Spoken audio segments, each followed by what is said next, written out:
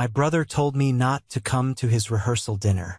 When I asked why, my mom said, "Her future in-laws are very accomplished. He doesn't want you there, because your blue-collar job would embarrass the family." I just said quietly, "I understand." 6 days later, they saw my name on that screen and froze, because my brother's future father-in-law was.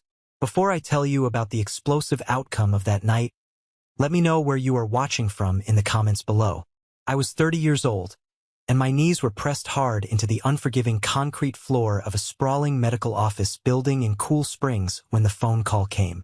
It was a Thursday evening in mid-March, the kind of evening where the air outside still carried the bitter, biting chill of late winter. I had fine copper shavings dusted across the thick canvas sleeves of my Carhartt jacket, and a fresh, angry red blister was forming on the pad of my right thumb from a stubborn compression fitting I had been wrestling with for the better part of an hour.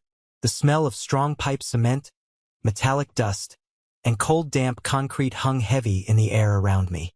It was the distinct smell of my everyday life, the smell of the massive commercial business I had built from absolute scratch with my own 2 hands. My phone buzzed violently against my thigh, vibrating through the thick denim of my reinforced work pants. I pulled it out, wiping a dark streak of grease from the glass screen with the back of my wrist. "Mom." I answered on the second ring, clamping the phone awkwardly between my ear and my shoulder as I reached down for my heavy steel pipe wrench. "Hey, Mom. I'm still on site working. What's going on?" She started with the weather. She asked if the roads were icing over out in the suburbs. She asked if I had eaten a proper dinner yet. It was the familiar, stalling, nervous cadence of a woman who had practiced a very specific speech in her bathroom mirror and was suddenly losing her nerve to deliver it. Then her voice shifted. It dropped into a careful, delicate, almost fragile register, the exact tone she always used when she was trying to manage a difficult situation or manipulate an outcome. "You know, Carter's rehearsal dinner is next Saturday," she said.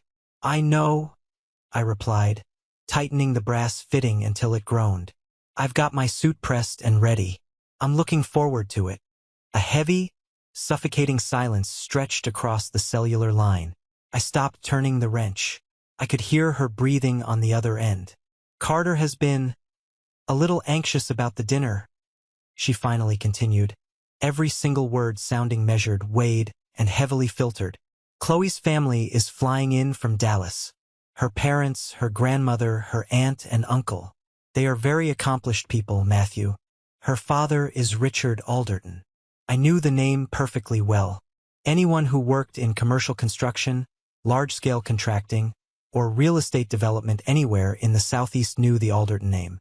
Alderton Properties had been building luxury hotels, high-rises, and multimillion-dollar mixed-use developments for 3 solid decades. But I didn't say any of that to her. I just stayed silent and waited. "Carter just wants everything to feel perfectly cohesive," my mother pressed on, her voice growing tighter. "He wants Chloe's family to have a certain impression of our family. He's worried that if the conversation turns to what everyone does professionally at the dinner table, it might be incredibly awkward." My jaw clenched so hard my teeth ground together. The muscles in my neck pulled taut. I stared blankly at the copper pipe in front of me. She hesitated, letting out a long, shaky breath. "Matthew, Chloe's family is very elite, very white-collar.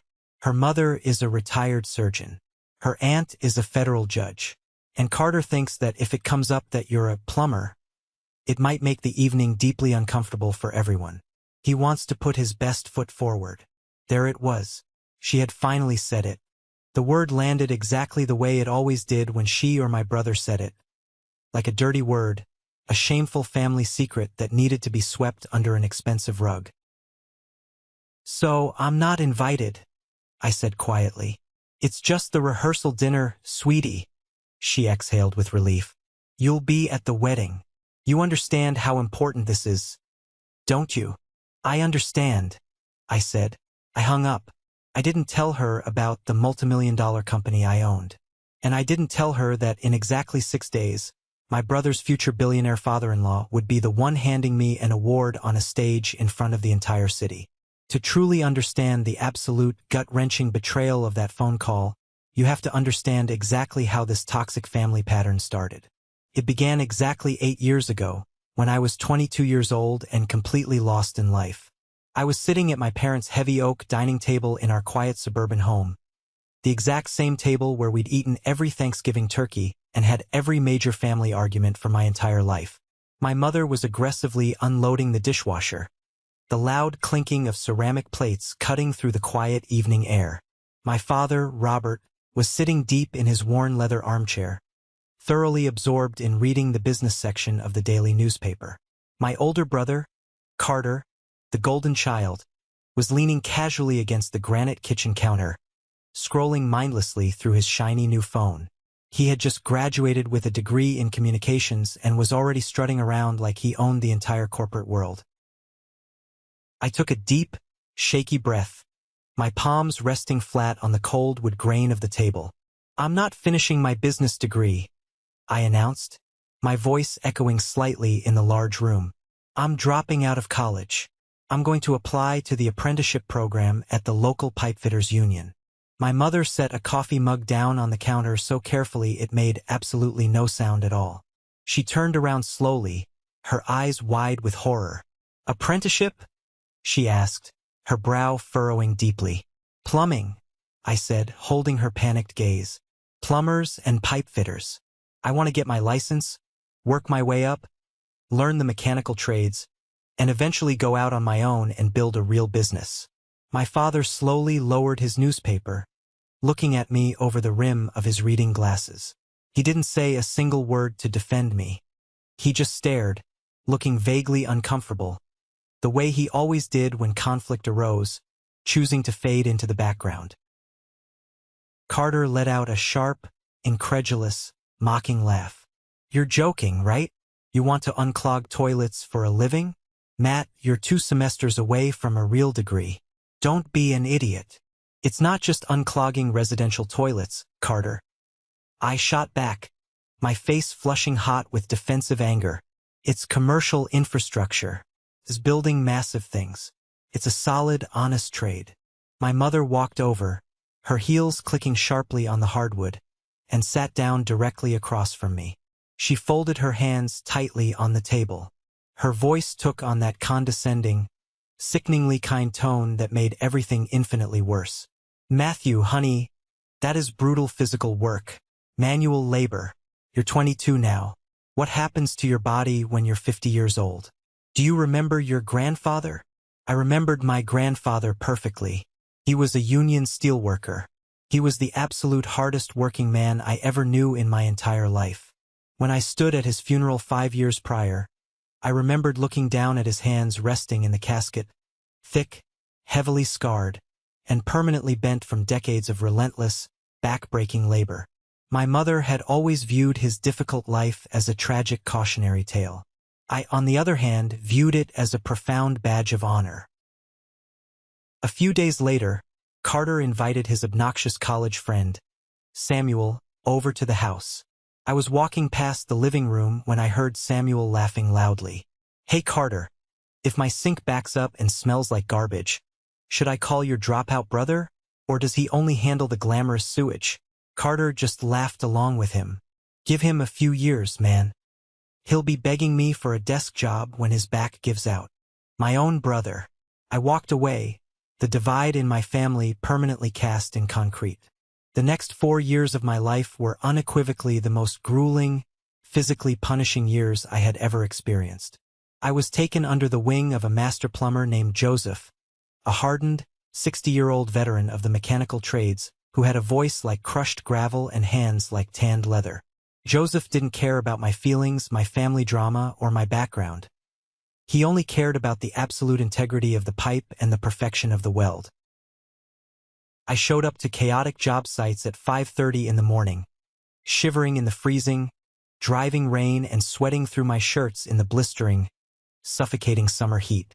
I crawled on my stomach through dark, rat-infested dirt crawl spaces, waded waist-deep through flooded, freezing commercial basements, and hauled incredibly heavy steel pipes up 6 flights of concrete stairs when the unreliable service elevators were broken down.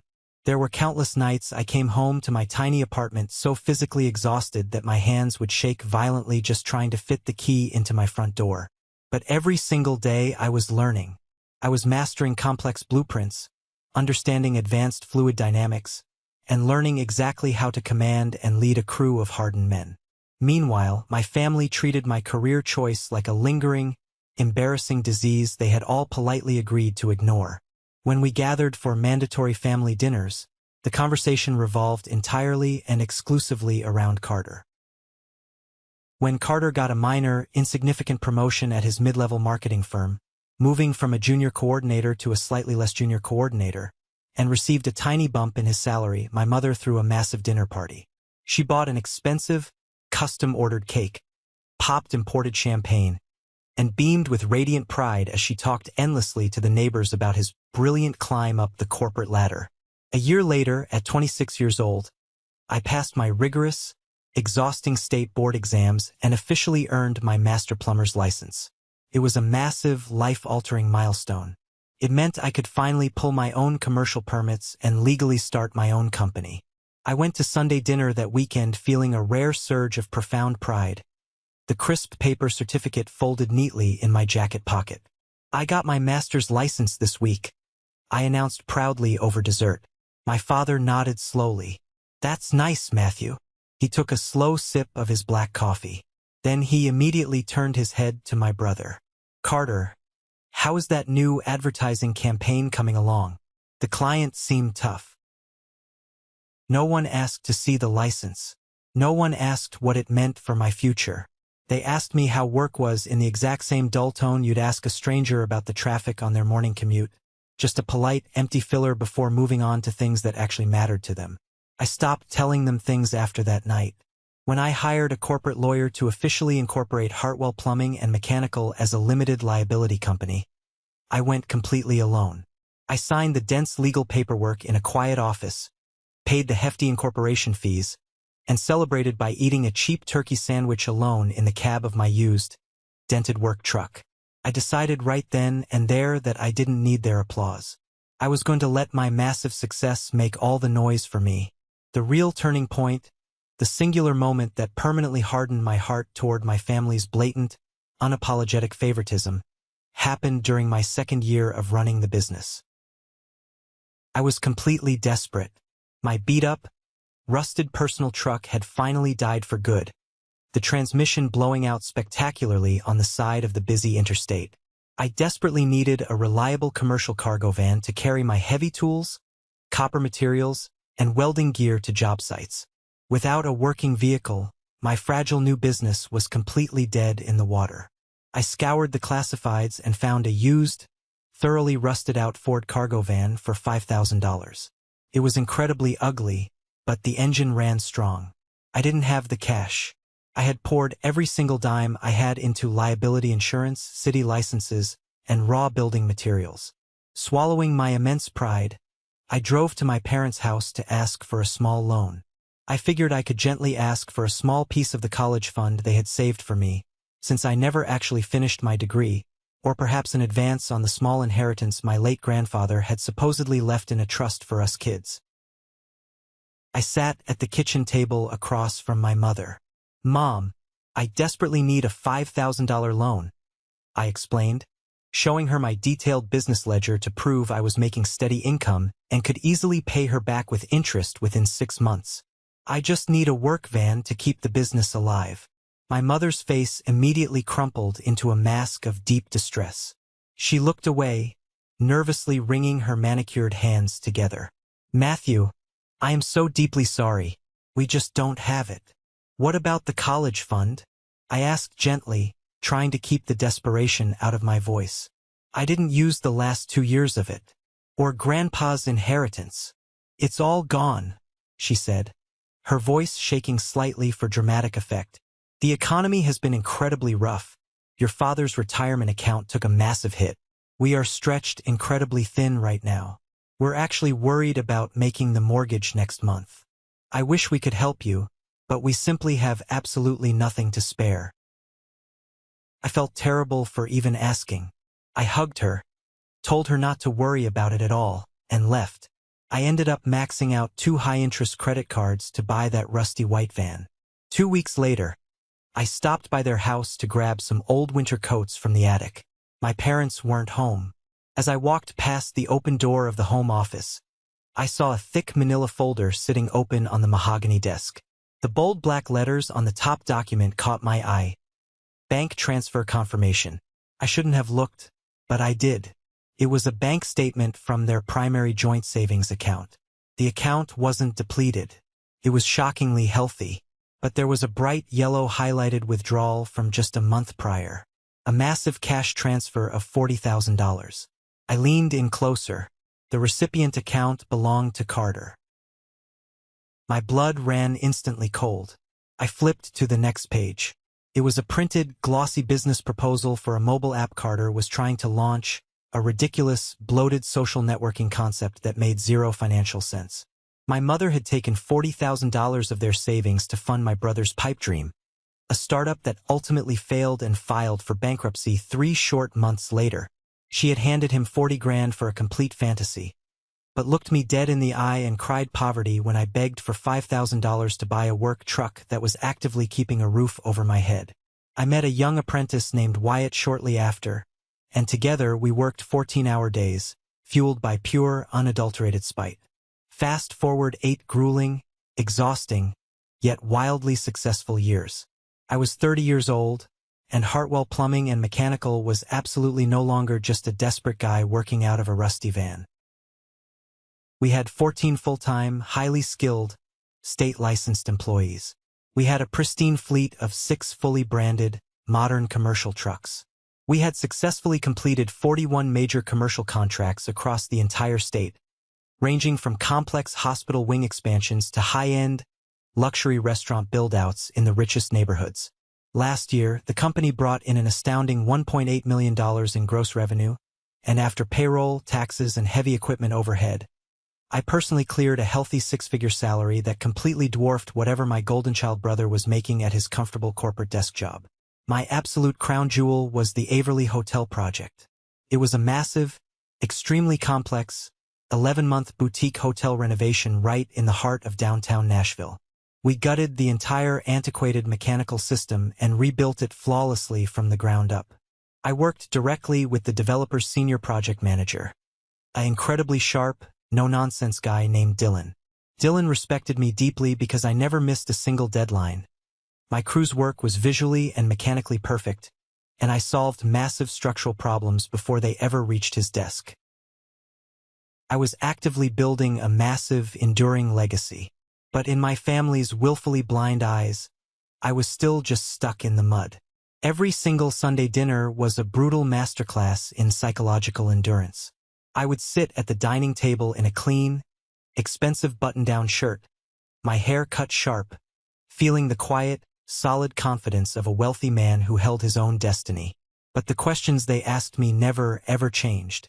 "Matthew," my Aunt Susan would say, peering at me critically over her expensive glass of red wine, "my kitchen garbage disposal is making a horrible rattling noise.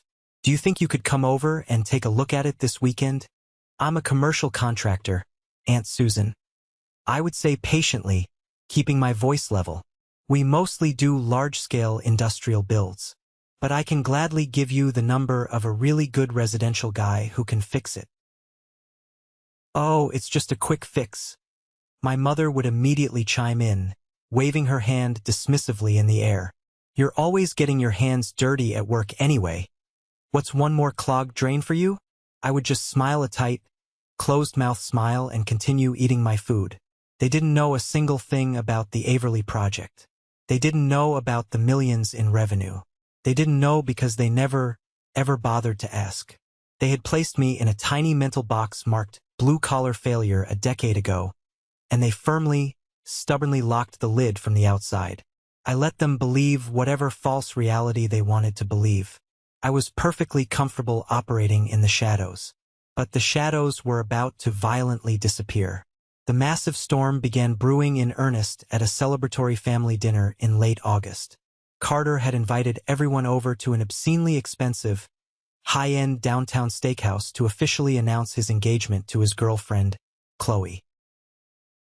Chloe was genuinely sweet, highly intelligent, and completely, blissfully unaware of the incredibly toxic dynamics of our family. Carter was practically glowing with smug satisfaction, wearing a brand new, custom-tailored Italian suit and an obnoxiously large, expensive watch he had definitely put on a high-interest credit card. He spent the first 40 agonizing minutes of the dinner loudly bragging about his new salary bump and how he was now supposedly handling critical key demographic integration for his marketing firm. But the really, truly exciting news, my mother said, practically vibrating with overwhelming pride as the waiter cleared our empty salad plates away, is Chloe's incredible family. Carter, have you told Matthew about Chloe's father yet? Carter puffed out his chest, adjusting his silk tie. Chloe's dad is a major, heavy-hitting real estate developer. He owns massive commercial properties all over the entire Southeast. He doesn't just own properties, Carter. He literally shapes the skyline of the city. My mother aggressively corrected him, her eyes wide with unadulterated reverence. She eagerly pulled out her smartphone. I looked him up extensively on Wikipedia today. His name is Elijah Alderton. He is the billionaire founder and CEO of Alderton Properties. I had a large sip of ice water in my mouth, and it took every single ounce of physical self-control I possessed not to violently choke on it. I swallowed hard and set my crystal glass down on the white tablecloth very, very slowly. Elijah Alderton. I stared blankly at my mother, then slowly shifted my gaze to Carter. Alderton Properties? I asked, forcing my vocal cords to remain perfectly, chillingly neutral. Yes, Carter said, a sickeningly smug little smile playing on his lips. You probably haven't ever heard of him, Matt. He deals exclusively in high-level, elite corporate real estate. Massive boardrooms, multimillion-dollar acquisitions. Not exactly the kind of dirty places you work in. My mind raced at 1,000,000 miles an hour. Elijah Alderton was the sole, absolute owner of the Averly Hotel. He was the man whose bold signature was on the bottom of a $400,000 contract I had just flawlessly fulfilled. His massive corporation had literally just cut a huge, six-figure check to Hartwell Plumbing and Mechanical 3 days ago. I had spent the last 11 months of my life meticulously building the complex guts of his prized possession. I looked at my older brother, sitting there in his tailored suit, dripping with unearned arrogance, entirely, hilariously oblivious to the fact that the plumber he was relentlessly talking down to was a highly valued key contractor for his future billionaire father-in-law. No, I lied smoothly, picking up my heavy silver fork and cutting into my steak. I haven't heard of him. Sounds very impressive. I decided right then and there. I wasn't going to say a single word to correct them. I was going to sit back and let this play out entirely. I was going to let Carter build his fragile house of cards as high as he possibly could before the wind blew it all down. A few weeks after that infuriating engagement dinner, I was back on the grueling daily grind. The Averly project was officially wrapping up, but Alderton Properties was already quietly taking exclusive bids for Phase 2, an absolutely massive expansion into a neighboring historic brick building. It was a highly coveted, incredibly lucrative contract, the kind of job that could easily double a company's revenue in a single fiscal year. I wanted it badly, but I certainly wasn't the only one circling the waters. Nathan, the aggressive owner of a rival mechanical firm across town, was completely desperate for the Alderton contract. I knew through the tight-knit industry grapevine that Nathan was going through a remarkably brutal divorce. His angry wife was legally taking him to the cleaners, and a very messy, highly publicized custody battle over his 3 kids was rapidly draining his personal and business finances dry. He desperately needed this massive job just to keep his sinking company afloat, and total desperation makes weak people play incredibly dirty. I arrived at the muddy job site trailer early one rainy Tuesday morning to find Dylan, the Alderton senior project manager, looking incredibly grim. He silently slid a piece of official city paper across his messy metal desk toward me. Nathan's firm just submitted a bid for Phase 2 that undercuts yours by a massive 20%, Dylan said, crossing his arms over his chest. And worse, he also just submitted a formal, Anonymous complaint to the city building inspector claiming your crew intentionally used cheap, non-compliant PVC routing on the third-floor high-pressure drainage system. My jaw tightened until my teeth ached. That's an absolute lie. We used heavy-grade cast iron, exactly to the city code, exactly as you spec'd it in the blueprints. I know it's a lie, Dylan said, heavily rubbing his temples in frustration. I walked that entire floor with you myself. But Nathan is desperately trying to muddy your pristine reputation with the big boss. Mr. Alderton is notoriously meticulous.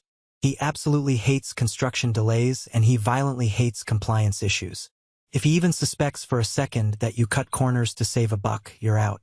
Permanently. Let the city inspector come, I said fiercely, leaning aggressively over the metal desk. Let him cut open the drywall. Let him shine a flashlight on every joint. My work speaks for itself. The city inspector arrived unannounced 2 days later. He meticulously reviewed the entire third-floor plumbing system for 4 hours and ultimately gave it a perfect, flawless passing grade. Nathan's pathetic sabotage attempt failed miserably, but it served as a stark, glaring reminder of the cutthroat corporate world I was successfully operating in. I was actively fighting off desperate, ruthless corporate sharks on a daily basis, proving my immense worth in heavy steel and perfectly welded copper. And yet, in my brother's incredibly narrow eyes, I was still just a pathetic guy with a rubber plunger. That brings us directly back to that terrible phone call in March. The unforgettable call where my own mother permanently banned me from the rehearsal dinner because my blue-collar existence would supposedly embarrass the mighty, flawless Alderton family. The night of the rehearsal dinner arrived. I didn't sit at home on my couch feeling sorry for myself. I drove my heavy F-250 truck to a late-night commercial restaurant build-out in East Nashville. The demanding client had requested a very last-minute, incredibly complex change to the massive stainless steel hood vent specifications, and I needed to get it perfectly done before the Monday morning city inspection. My loyal foreman, Wyatt, was there waiting for me. He was aggressively wiping down a heavy pipe wrench with a greasy red rag when I walked through the plastic sheeting. He looked up at the clock on the concrete wall, then looked back at me in total confusion. "Hey, boss," Wyatt said, his brow furrowed. "I thought you had your brother's super fancy rehearsal dinner tonight? Why the hell are you standing here in steel-toe work boots?" I threw my heavy canvas tool bag onto a stainless prep table. It hit the metal with a loud, echoing thud. "Change of plans, Wyatt. I wasn't invited." Wyatt completely stopped wiping the wrench. He knew all about my toxic family dynamics. He had been working side by side with me since the Rusty Van days. "What do you mean you weren't invited? You're his blood brother. You're in the wedding party." "Carter firmly thinks my job isn't quite up to the elite standards of his future in-laws," I said, grabbing my clear safety glasses. He didn't want the horrible awkwardness of explaining what I actually do for a living to a room full of doctors and judges. Wyatt stared at me, his face twisting in absolute, visceral disgust. "Are you kidding me right now? Matt, you run a multimillion-dollar commercial operation. You employ 14 highly paid people. You have much better health insurance than he does." "He doesn't know that," I replied, turning the valve on the torch. The bright blue flame hissed loudly to life, casting harsh, dancing shadows against the unfinished drywall. "And tonight, I really don't care. Let's just get this vent sealed and go home." We worked relentlessly until almost 10:30 at night. My muscles ached deeply. My hands were raw and bleeding slightly from the sharp sheet metal, but the work was absolutely perfect. When we finally finished, we sat on the lowered tailgate of my truck in the empty, dark parking lot, eating greasy drive-through burgers under the harsh, buzzing glare of a street lamp. My phone vibrated in my pocket. It was a text message from my mother. "Hope you're having a nice, quiet night.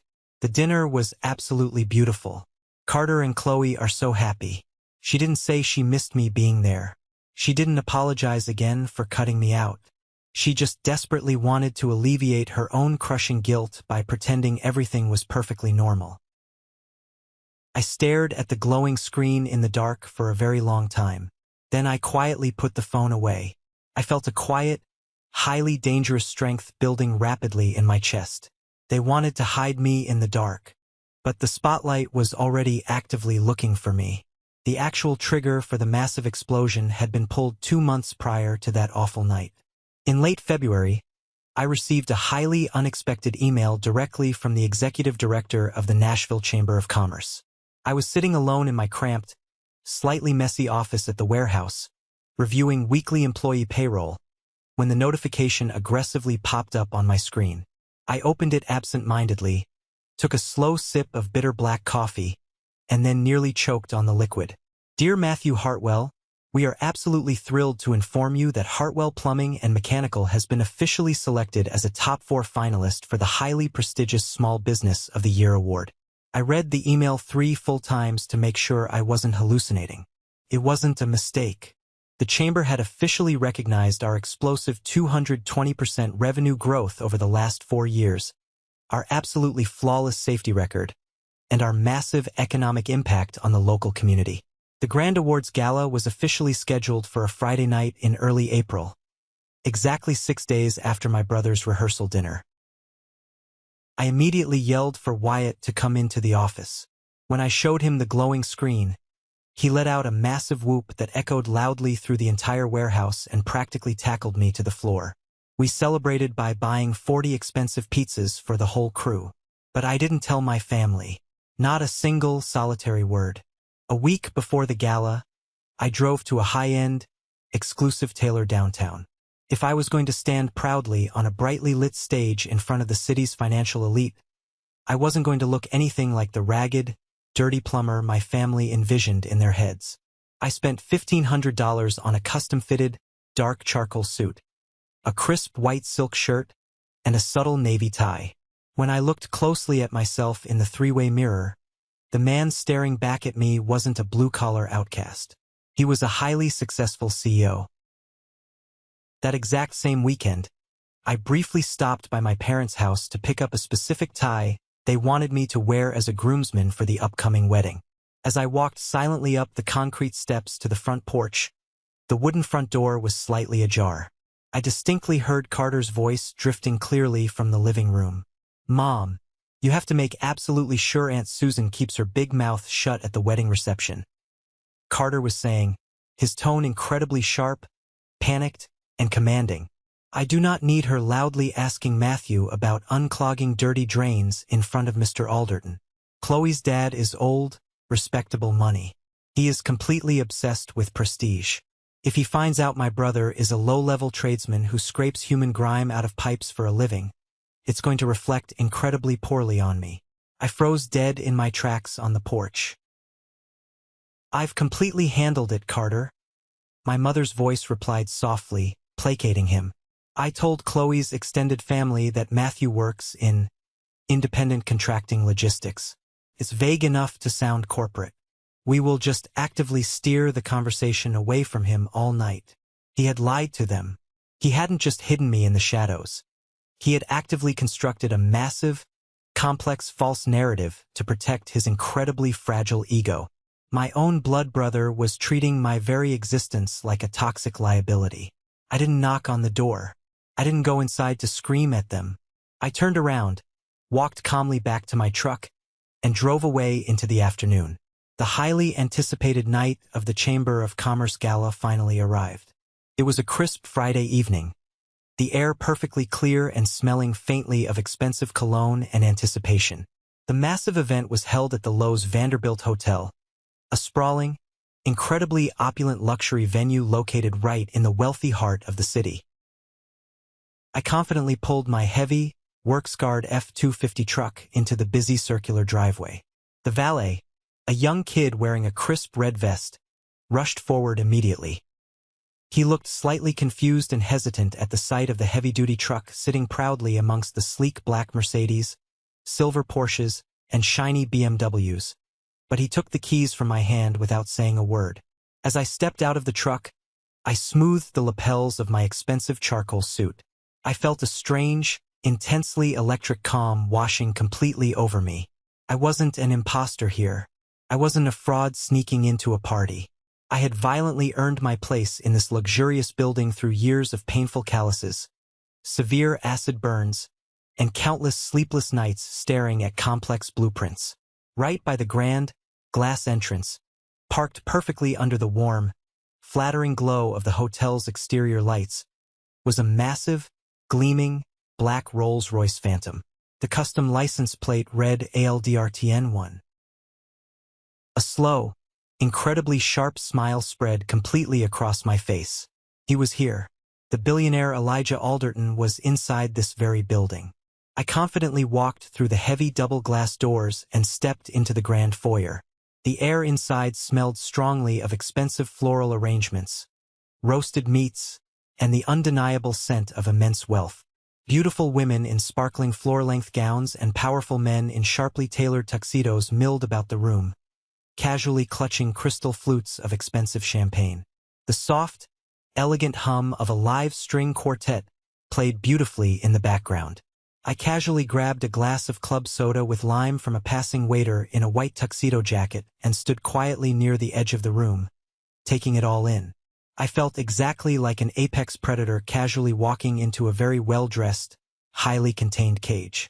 I adjusted my silk cuffs, checked my silver watch, and waited patiently for the heavy ballroom doors to open. Part 4.2. Tam Nin Tu Bon So 8 to 620 words when the elegant brass chimes finally rang, signaling the official start of the plated dinner. The massive crowd began to slowly filter into the sprawling grand ballroom.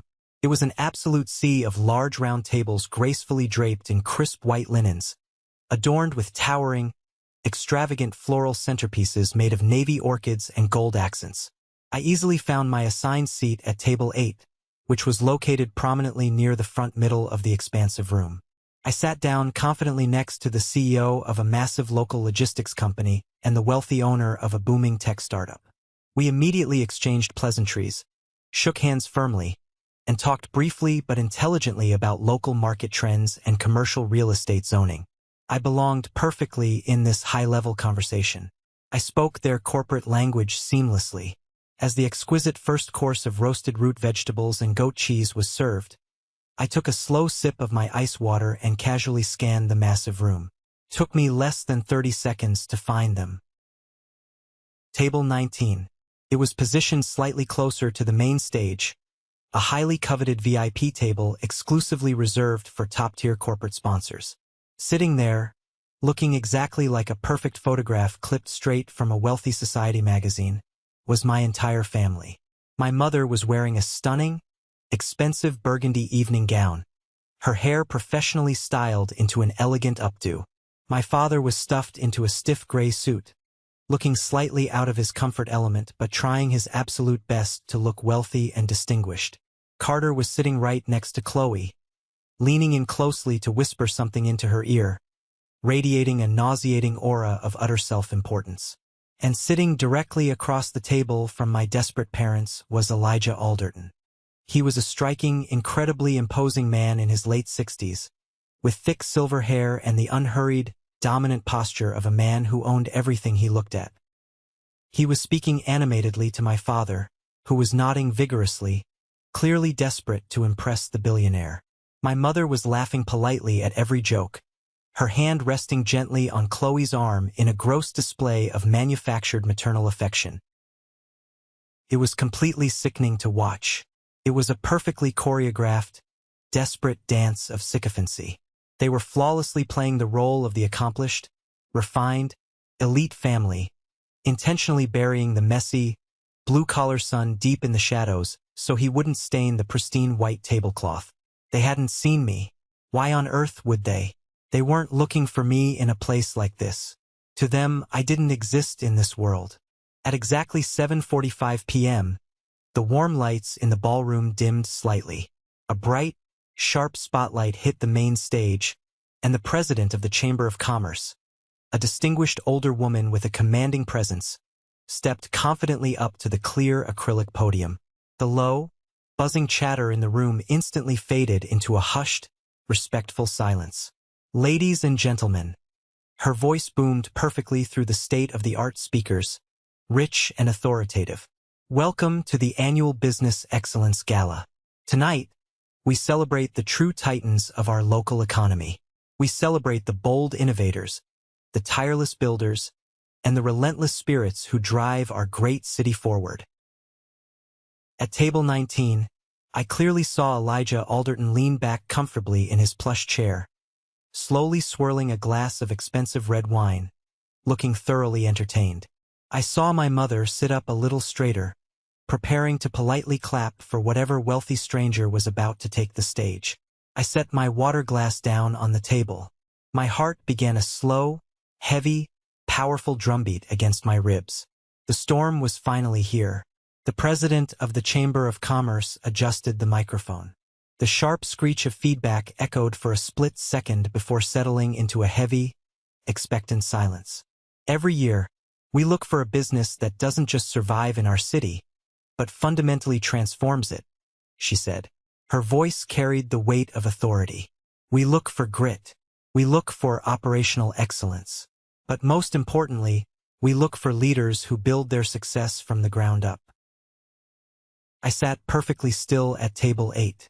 My hands rested flat on my thighs under the white tablecloth. I could feel the steady thud of my pulse in my ears. I kept my eyes locked on the massive LED screen directly behind the podium. At table 19, my brother Carter leaned back, swirling his expensive wine. He looked incredibly bored. My mother was smiling politely, playing the part of the gracious, wealthy guest for Elijah Alderton. Elijah himself was checking his silver watch, likely calculating how soon he could leave this obligatory charity dinner. None of them had a clue. This year's Small Business of the Year award goes to a company that achieved a staggering 220% revenue growth over the last 4 years, the president announced. A murmur of genuine, impressed whispers rippled through the massive ballroom. 220% was a monstrous number in commercial construction. They have maintained an absolutely flawless safety record, she continued, her voice rising with excitement. And they recently served as the lead mechanical contractor on one of the most complex, high-profile downtown renovations in Nashville's recent history, the Averly Hotel project. At table 19, Elijah Alderton instantly stopped checking his watch. His head snapped up. His posture went entirely rigid. He knew that project. He owned that project. My mother frowned slightly, clearly confused by the sudden shift in the billionaire's demeanor. Carter just blinked, completely oblivious to the massive anvil hanging directly over his head. Ladies and gentlemen, the president smiled brightly, opening a gold envelope. Please direct your attention to the screen and join me in congratulating our winner, Matthew Hartwell, founder and CEO of Hartwell Plumbing and Mechanical. The heavy bass of a celebratory pop song kicked in through the sound system. Bright white spotlights swept frantically across the dark ballroom. And there, in massive, bold, 10-foot-tall letters on the main LED screen, was my name. Matthew Hartwell, CEO. Hartwell Plumbing and Mechanical. I didn't stand up immediately. I took exactly 3 seconds to simply watch table 19. I wanted to burn this specific image into my memory forever. Elijah Alderton stared at the screen, then slowly turned his head to look directly at my father. His eyes were narrowed, calculating. He was putting the pieces together. My mother's face drained of every single drop of color. She looked exactly like someone who had just been struck by lightning. Her hand flew up and clamped violently over her mouth. She stared at the screen, then frantically scanned the room, sheer panic radiating from her entirely frozen body. My father physically dropped his reading glasses. They hit his dinner plate with a loud clatter that I could almost hear from 40 feet away. His jaw hung open in utter disbelief. But Carter was the best part. Carter looked like all the oxygen had been violently sucked out of his lungs. His perfectly styled hair suddenly looked ridiculous. His smug, arrogant smirk completely collapsed. His eyes bugged out, staring at the words, plumbing and mechanical, plastered in massive letters right next to his own last name. The fake, polished corporate lie he had carefully spun for his future wife's family was currently burning to the ground on a 10-foot screen. The spotlight finally found me at table 8. The bright beam hit my face, blinding me for a fraction of a second. The entire table of logistics CEOs and tech founders erupted into loud cheers, slapping my shoulders and shaking my hand. I slowly stood up. I buttoned my custom charcoal suit jacket with steady, deliberate fingers. I didn't look like a guy who scraped grime out of drains. I looked like a man who owned the building. I stepped away from my table and began the long walk toward the brightly lit stage. The applause was deafening. 300 of the most powerful, wealthy people in the city were standing on their feet, clapping for the high school dropout who was supposedly throwing his life away. My path to the stage took me directly past table 19. I didn't rush. I didn't look down. I walked with the slow, measured pace of a man who had absolutely nothing left to prove to anyone. As I passed their table, I let my eyes meet my mother's for one single, devastating second. Her eyes were wide, welling up with frantic, terrified tears. She reached her hand out toward me, a pathetic, desperate little gesture. I didn't break my stride. I didn't even blink. I looked right through her, rendering her completely invisible. I walked up the carpeted stairs to the stage. The chamber president handed me a heavy, engraved glass award. It felt cool and incredibly solid in my hands. I stepped up to the acrylic podium and looked out over the massive sea of faces. The room slowly quieted down. 8 years ago, I started, my voice ringing out clear, steady, and loud across the ballroom. I started this company with a $5,000 rusted-out cargo van that barely ran, a borrowed pipe wrench, and a massive point to prove. I heard a few appreciative chuckles from the crowd. When you work in the trades, I continued, my tone growing serious, people tend to put you in a very specific box. They look at the dirt on your hands and they make assumptions about the size of your brain or the scope of your ambition. They think manual labor is the absence of success. But they are entirely wrong. I scanned the room and deliberately locked eyes with my brother Carter. He was shrinking down in his seat. His face flushed a violently dark shade of crimson. Success isn't defined by a corporate title, I said, projecting my voice so it carried all the way to the back walls. Success is defined by the absolute integrity of your work. It's built in the dark, in the freezing rain, in the flooded basements. It's built when no one is watching, and no one is clapping. To my incredible crew at Hartwell Plumbing, thank you. We built an empire out of copper and steel. And to the clients who trusted a guy in dirty work boots with their multimillion-dollar assets, thank you for seeing the real value. I raised the heavy glass award high in the air. The ballroom erupted into a massive standing ovation. I walked off the stage feeling 10 feet tall. The heavy weight of an 8-year-old chip completely fell off my shoulder and shattered on the floor. I had won. I walked down the side stairs of the stage, intending to head straight for the private lobby bar to get a stiff drink. But I didn't make it that far. A tall, imposing figure aggressively pushed past a group of local politicians and stepped directly into my path, effectively blocking my exit. It was Elijah Alderton. The billionaire stood right in front of me. Up close, his eyes were incredibly sharp, missing absolutely nothing. He didn't look angry. He looked entirely awestruck. Matthew Hartwell, Elijah said, his deep, gravelly voice carrying over the loud crowd noise. He thrust his large hand out toward me. I am Elijah Alderton. I own the Averly Hotel. I shifted the heavy glass award to my left hand and firmly shook his hand. His grip was like a steel vise. Mr. Alderton, it is a genuine pleasure to finally meet you in person. Dylan has been a fantastic project manager to work with. Dylan is a good kid, but you are the man who actually saved my schedule, Elijah said, clapping his other hand heavily on my shoulder. He didn't lower his voice at all. He wanted people to hear this. I have been in commercial real estate for 35 years. I have hired thousands of mechanical contractors. The work your crew did on the Averly was the cleanest, most efficient, flawless pipe routing I have ever seen in my entire life. You saved me hundreds of thousands of dollars in potential delays. I stand by my work, sir, I replied smoothly. Elijah narrowed his eyes, a sharp, knowing smile pulling at the corner of his mouth. You're Carter's brother, aren't you? Chloe's future brother-in-law. I didn't flinch. Yes, sir. I am. Elijah let out a loud, booming laugh that turned several heads in our direction. He looked back toward table 19, where my entire family was sitting frozen in absolute, terrified shock, watching the billionaire treat the embarrassing plumber like royalty. Carter told my wife that you worked in independent logistics, Elijah said, shaking his head in sheer disbelief. He made it sound like you drove a delivery truck for a living. Why the hell didn't he tell us you were the CEO of the most successful mechanical firm in the city? I would have had you at my house for dinner months ago to discuss my new development.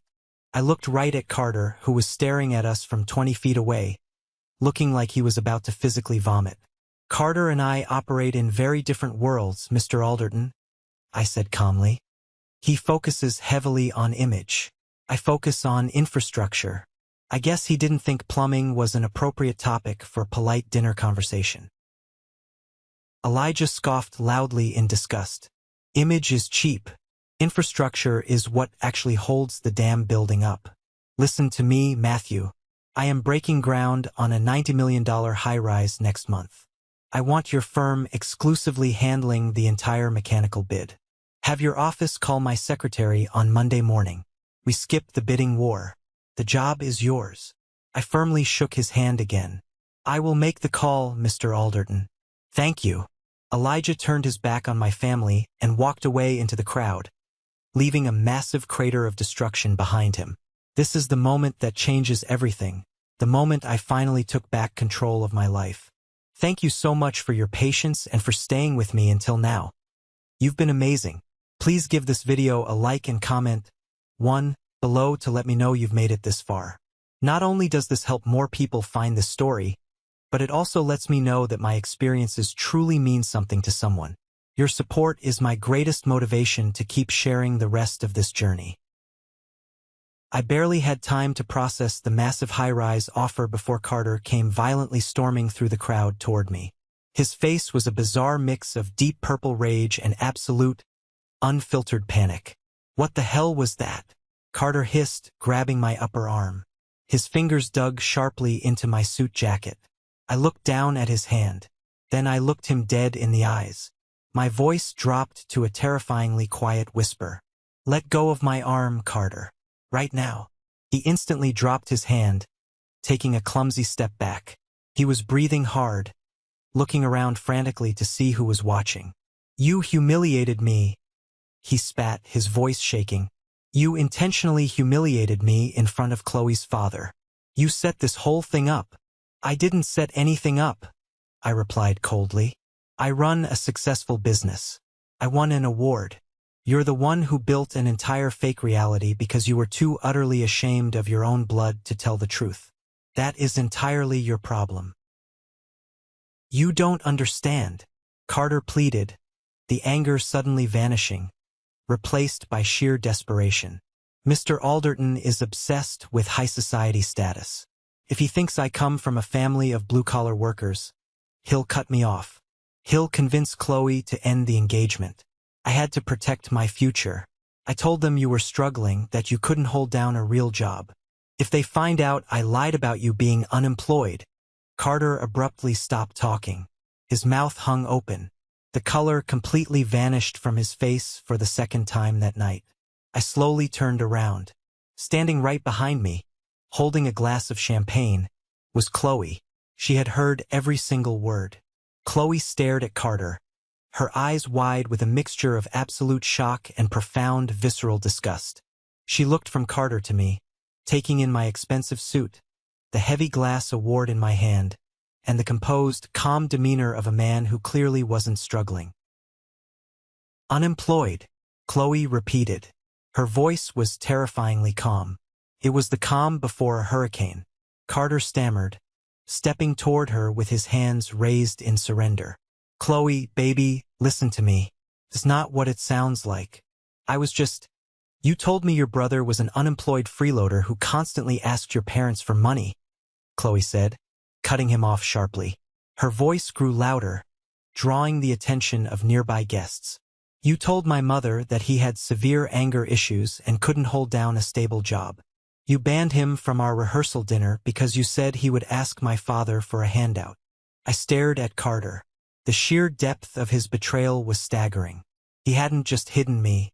He had assassinated my character to elevate his own. I was protecting you, Carter lied, completely scrambling. He's unpredictable. He just won CEO of the Year, Carter. Chloe yelled, her composure finally shattering. My father just praised him in front of the entire Chamber of Commerce. You didn't lie to protect me. You lied because you are an insecure, arrogant, pathetic snob. She slammed her full champagne glass down onto a passing waiter's tray. The glass shattered, spilling pale liquid everywhere. Do not speak to me for the rest of the night, Chloe snapped. She turned on her heel and stormed fiercely out of the ballroom, leaving Carter standing entirely alone in the crowd, his perfect, curated life rapidly crumbling to dust. I didn't stick around to watch Carter hyperventilate. I turned and headed straight for the heavy exit doors. I wanted to go home. The victory was sweet, but the toxic air in this room was suffocating. Matthew, wait. I stopped just short of the lobby doors and closed my eyes, letting out a heavy, exhausted sigh. I turned around. My mother and father were practically sprinting across the patterned carpet to catch up with me. My mother's face was a frantic mask of desperate, artificial joy. My father looked completely bewildered, still clutching his broken reading glasses. Oh, Matthew, honey, my mother gasped, completely out of breath. She threw her arms out, attempting to pull me into a tight, dramatic hug. I took a sharp, deliberate step backward, holding my hand up like a stop sign. Her arms fell awkwardly to her sides. Don't, I said. The single word cracked through the air like a whip. Her fake smile faltered. Matthew, please. We are just so incredibly proud of you. We had absolutely no idea your little business had grown so much. Why didn't you tell us you were working for Mr. Alderton? We could have introduced you properly. We are family. We should be sharing these victories together. I stared at the woman who had birthed me. The sheer, blinding audacity of her words was almost impressive. My little business? I asked, quoting her exact tone. You want to share this victory? Where were you when I was crawling through flooded, freezing basements at 3 in the morning?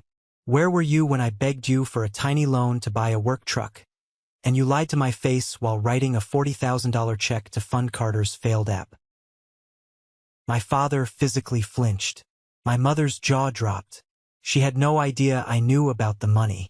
Matthew, that was different, she stammered, her eyes darting around nervously. Carter needed that money for a corporate venture. It was an investment. You just needed a truck. And clearly, you figured it out on your own. I figured it out because I had to, I said, my voice turning to cold, hard steel. I built this empire without a single drop of your support. You spent the last 8 years treating my career like a dirty, embarrassing secret. You literally called me on the phone 6 days ago and banned me from eating dinner with my own family because my blue-collar job wasn't good enough for your precious new in-laws. We were just trying to keep the peace. My father mumbled weakly, finally speaking up. You weren't keeping the peace, Dad. I shot back, locking eyes with him. You were choosing a side. You chose Carter. You always chose Carter. I gripped the glass award tighter in my hand. I am not your secret anymore, and I am not your backup plan now that Carter has ruined his relationship. You don't get to claim my success when you refuse to support the struggle. Do not call me tomorrow. Do not text me. I am done shrinking myself to make you comfortable. I turned my back on them.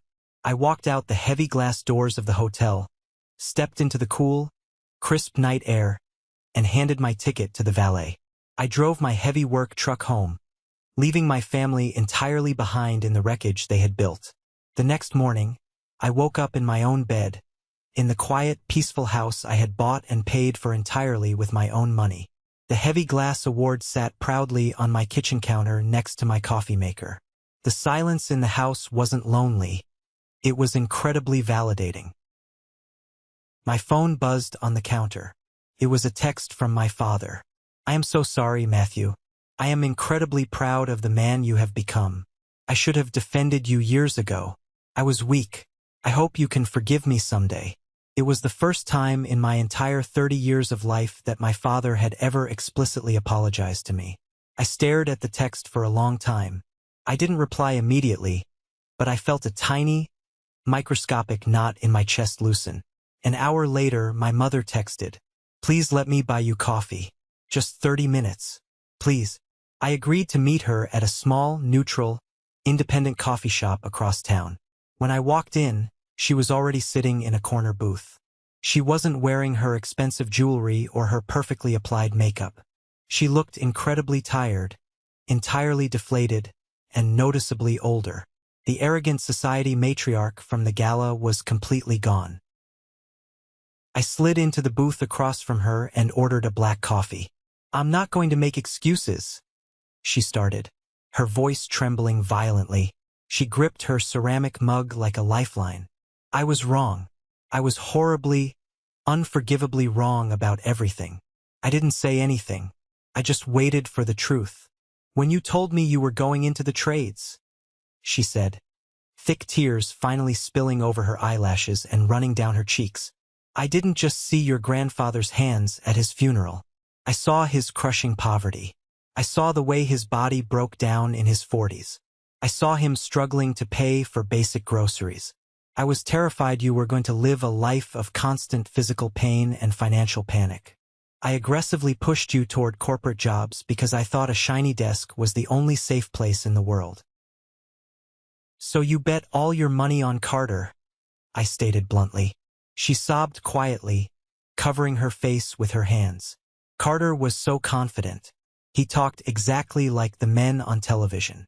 I thought he was a guaranteed success, and I was so embarrassed that I had gambled our retirement savings on him and lost it all, that I couldn't bear to look at you successfully building a real business from the dirt up. Your success highlighted my massive failure." I watched her cry. I didn't feel anger anymore. I just felt a profound, heavy pity. She had lived her entire life trapped in a suffocating prison of appearances and societal expectations. "I accept your apology, Mom," I said gently but firmly. "I truly do. But things are going to be fundamentally different now.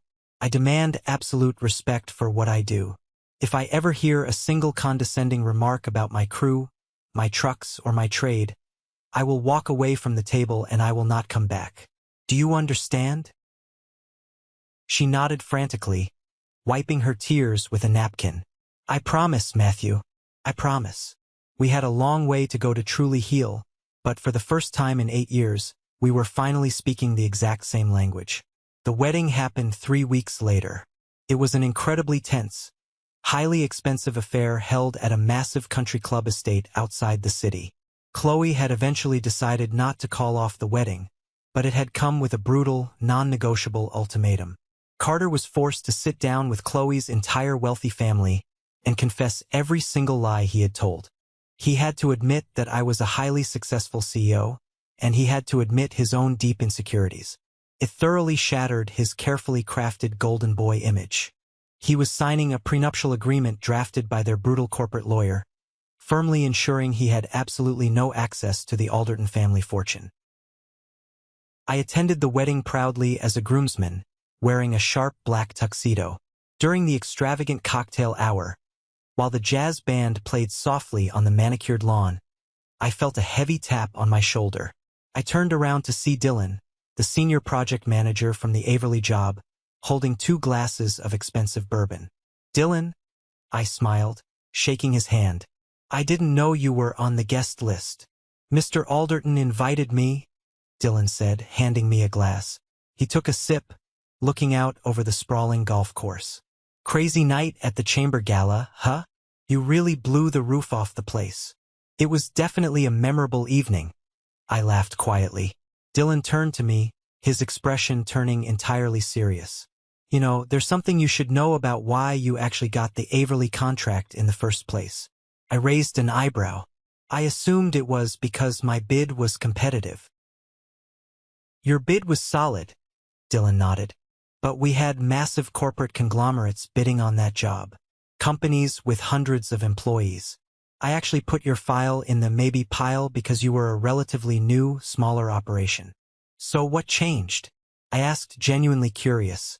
Mr. Alderton personally reviews all final mechanical bids. Dylan explained softly, leaning in closer.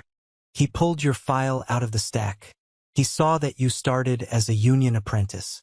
He saw that you earned your master's license through the local pipefitters union. He completely bypassed the massive corporate giants and pointed directly at your name. I stared at him, stunned. Why? Dylan smiled a wide, knowing smile. Because Elijah Alderton didn't inherit his billions. He didn't go to an Ivy League business school. 40 years ago, Elijah Alderton started out laying bricks as a non-union masonry worker in East Texas. He built his entire empire with calloused hands. He violently hates empty corporate suits who talk a big game. He hired you specifically because he knew you were a real, hardened tradesman who wouldn't collapse under extreme pressure. My mind completely reeled. My brother had been absolutely terrified that my blue-collar roots would offend the billionaire. In reality, my blue-collar roots were the exact, specific reason the billionaire had chosen to trust me with his prized possession. It was the ultimate, perfect poetic justice. The grand wedding reception moved inside into the massive, glittering ballroom. The expensive champagne flowed freely, the towering cake was cut, and the obligatory toasts were made. Carter looked incredibly stiff and nervous all night, constantly hovering near Elijah Alderton, desperately trying to laugh at the billionaire's jokes and continuously refilling his drink like an overpaid waiter. About 2 hours into the heavy dancing, I stepped away from the loud music to grab a bottle of water from the quiet corner bar. Matthew, I turned.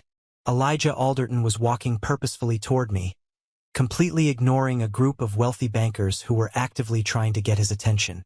He looked incredibly sharp in his custom tuxedo. Mr. Alderton, I nodded respectfully. Beautiful wedding. It's a very expensive party, Elijah grunted dismissively, waving his large hand. He leaned his heavy forearms against the polished mahogany bar next to me. I wanted to pull you aside before I leave. Did your office draft that preliminary proposal for the $90 million high-rise downtown? My foreman Wyatt is finalizing the supply chain logistics this weekend. I replied smoothly, shifting instantly into CEO mode. I'll have the complete mechanical bid on your desk by Tuesday at 9 a.m. sharp. Excellent. Elijah smiled, his eyes gleaming with genuine respect. It's a massive, highly complex job. Underground parking, 30 floors of luxury residential, complex pressurized HVAC zones. It's going to require a contractor who isn't afraid to get his boots dirty in the trenches when things inevitably go wrong. I thrive in the trenches, sir, I said confidently. I know you do, son. I know you do. Elijah laughed loudly, clapping me heavily on the shoulder. Out of the corner of my eye, I saw movement. Carter was standing about 30 feet away near the edge of the crowded dance floor. He was entirely alone. He was watching his intimidating billionaire father-in-law, the man whose approval he had desperately, pathetically craved for months, laughing, sharing a private drink, and talking high-level, multimillion-dollar business with the embarrassing plumber brother he had aggressively tried to hide. Carter's face was a completely tragic mask of profound defeat. He finally realized the brutal, undeniable truth. He might have legally married into the wealthy family, but I was the man the patriarch actually respected. I was the true equal in the room. I didn't smirk. I didn't gloat. I just held my brother's gaze for 3 long seconds, raised my glass of water in a silent, respectful toast, and turned entirely back to my massive, lucrative business conversation. I left the loud, chaotic wedding reception shortly before midnight. I walked out to the quiet gravel parking lot, climbed into the high cab of my heavy work truck, and started the massive diesel engine. The deep, rumbling vibration of the engine felt incredibly familiar, incredibly grounding. I rolled down the window, letting the cool, crisp night air rush in as I merged onto the empty interstate heading back toward the city. The glittering Nashville skyline rose up in the dark distance. It was a beautiful sea of bright lights and sharp angles. And scattered across that glowing skyline, cutting sharply into the black sky, were the towering, illuminated skeletons of massive construction cranes. Somebody was building something new out there in the dark. Somebody was currently grinding through an exhausting 11-month contract. Somebody was desperately trying to make a name for themselves with calloused hands and a burning ambition. I thought about my mother, desperately crying in the coffee shop, finally forced to confront her deeply ingrained, toxic prejudices. I thought about my father, sending a quiet, cowardly text message because he didn't have the spine to say he was sorry to my face. I thought about my brother, trapped in a highly stressful, heavily monitored marriage, forever chasing the hollow validation of wealthy people who would never truly respect a man who only cared about image. They had spent 8 long years intentionally looking right through me. Not because I was small and not because I was invisible, but because they simply refused to look closely at anything that didn't fit into their narrow, shallow definition of success. I looked back at the glowing city skyline. I was a master plumber. I was a CEO. I was a man who built things that lasted. You don't ever have to shrink yourself to fit comfortably at a table that intentionally doesn't want you. If they absolutely refuse to pull up a chair for you, you don't stand there and beg for their scraps. You walk out the door, you pick up your heavy tools, and you build your own damn table. And you make sure it's big enough and strong enough to hold the incredible weight of everything you've earned. Thank you for sticking around and listening to my story. It's not easy revisiting those painful family dinners or the years I spent feeling like a ghost in my own home, but sharing it here feels like finally lifting a massive weight off my chest. I hope this resonated with you in some way.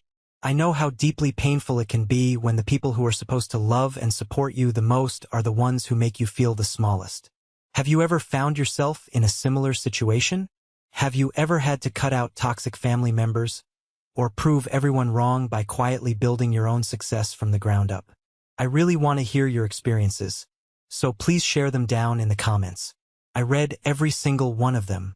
And finally, if you are still here listening to my voice at the very end of this video, you are part of an incredibly special group. I want you to go down to the comments right now and simply type the letter W. That W stands for winner. That is our secret code. It tells me that you are part of the 1% club, the amazing, dedicated people who stayed with me until the very last word, the people who understand that true success is built through hard work, not just handed out. Please hit that like button if you enjoyed the story, and make sure to follow and subscribe so we can stay connected for the next one. Until then, keep your head down, keep working hard, and build your own table. I'll see you next time.